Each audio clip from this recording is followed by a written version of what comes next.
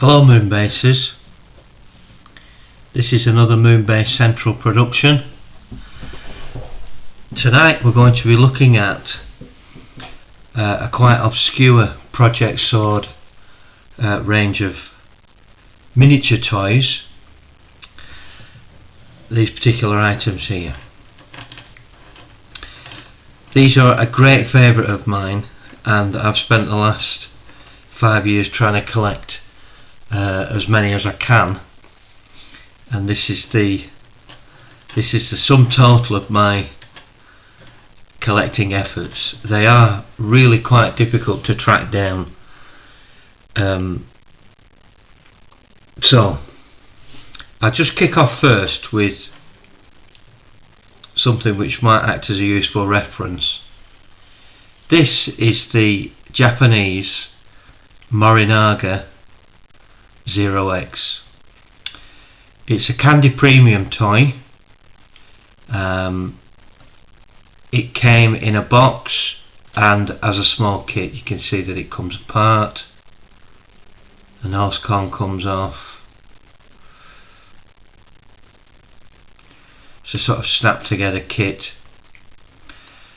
It's a beautiful little thing.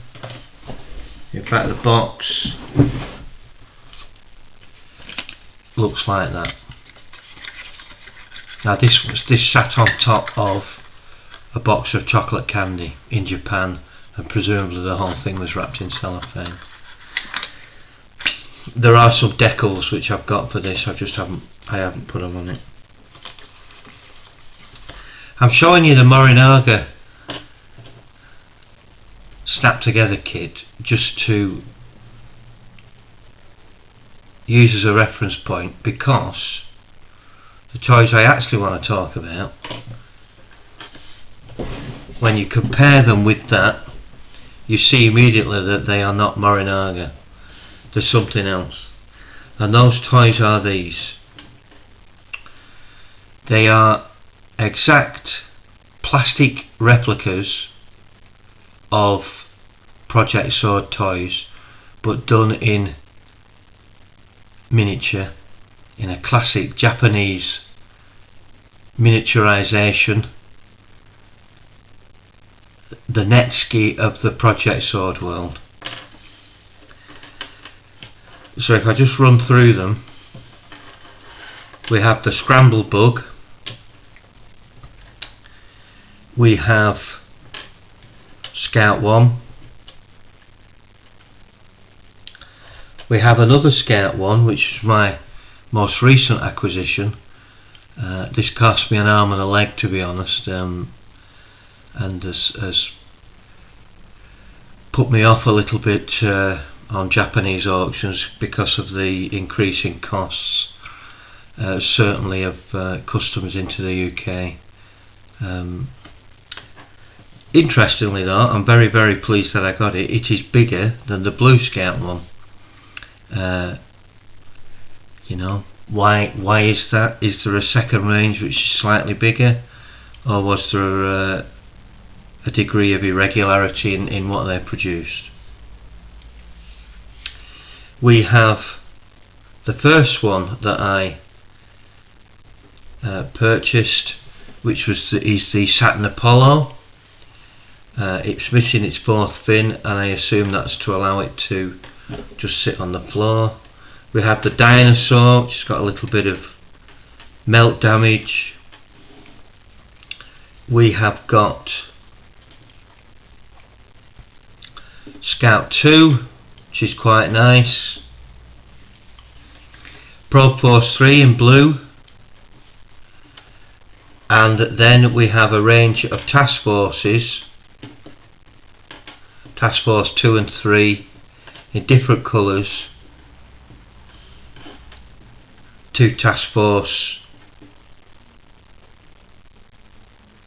2s in white. There isn't a Task Force 1, that's the Arrowhead.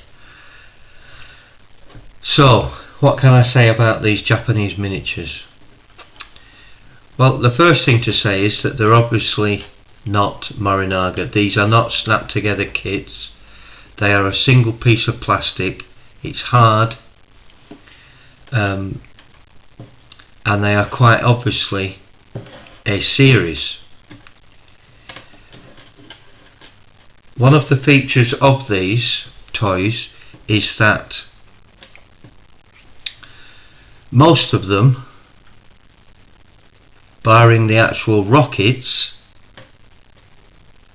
have got fake wheels like this, which means that they actually sit proud of the surface. They've all got them. There, Scout 1's got them, Probe Force 3. Obviously the Scramble Bug doesn't need them. Scout 1, or the proper Scout 1, that's Scout 2, sorry. Scout 1 have got them. The dinosaur. So that links them all together. They're quite clearly linked. The other thing which is interesting about these, and I just have to get my trusty magnifying glass to be quite precise about this, is that they are in the main numbered.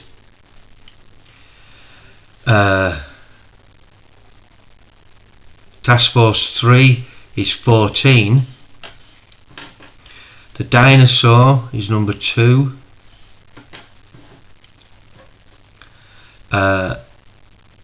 The larger of the two Scout 1s is number 4. The smaller one isn't numbered. I'm just going to double check that. No, the smaller one isn't numbered. Neither is Scout 2. Again, that's a 14, as should be the green one. It is. Probe Force 3, I may have said already, that's not numbered.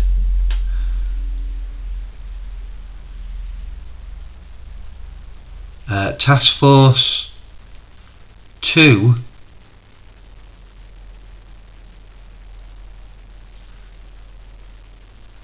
I'm struggling to see it because it's white. It looks like an 11. I'm just going to double check on this one. Yeah, they're 11. Apollo Saturn, that's really hard to see, but with a magnifying glass, blimey, I'm as blind as a bat. I'm going to have to take the old gigs off